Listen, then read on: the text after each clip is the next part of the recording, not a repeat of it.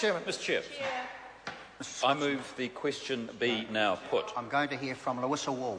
Thank you very much, Mr Chair. I was just contemplating the judgment that the Court of Appeal made in May last year, and what I want to highlight is this definition of the plaintiffs.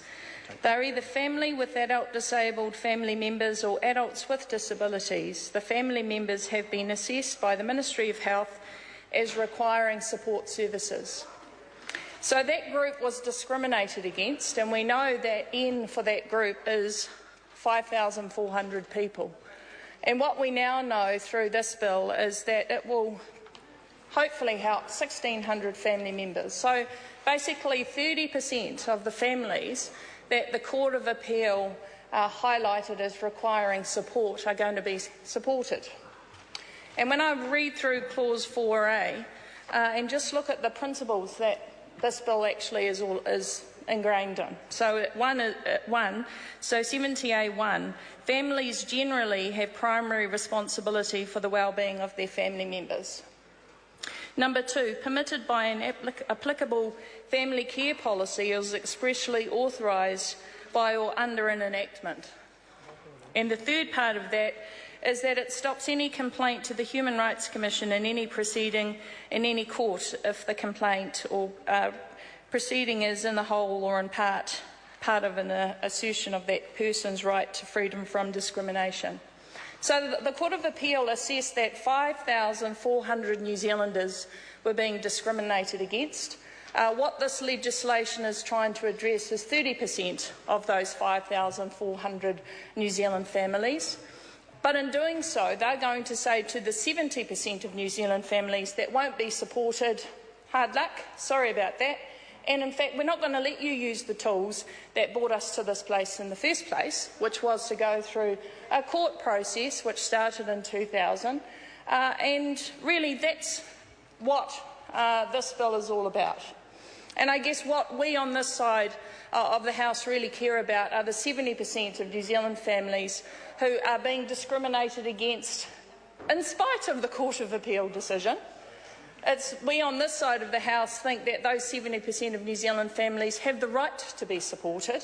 And I guess when you look at it within the context of an overarching government, prioritisation, where they'll give a little bit of money to families and people with disabilities, we all and the communities and everyone else out there should say, hey, thanks very much. So actually, to the Minister, thank you very much for the 30% of New Zealand families with people with disabilities that this bill will assist. But I guess the challenge is, what about the other 70%? What are we going to do as a government, as a society, about meeting the needs of the other 70%? And I guess in meeting the needs of the 30%, what we've said is, we'll give you a minimum wage.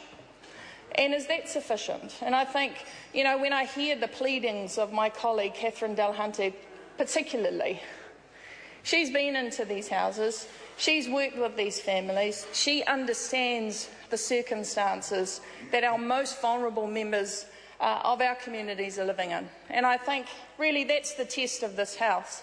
That's the test of the tolerance that we have as a government, as a society, in helping address the needs of one of our most vulnerable communities in New Zealand. And really that's what I really wanted to highlight in my contribution, because I think the Select Committee process would have enabled a more thorough discussion and analysis about whether or not 30% of the families' needs being met is sufficient. And we could have talked about other things, not only giving them a minimum payment, but actually, valuing and acknowledging the work that our family members do. Because the alternative, institutionalised care, as we all know, is so much more expensive. But rather than support families to the degree that they need, so they can live in dignity, they can live in respect, they can live and be valued and cared for members of our community, we think that they should be happy and satisfied. So, Minister, thank you for going part way to meeting this community's needs, but I think we could have done better, and I think that the process of government would have enabled our communities to have a say so that we could actually hear about the consequence of this bill on their lives. And so that's what really is a travesty, that we haven't allowed the New Zealand people to have a say on this bill. Kia ora. Chris Farr for you. Thank you very much, Mr. Chair. To speak to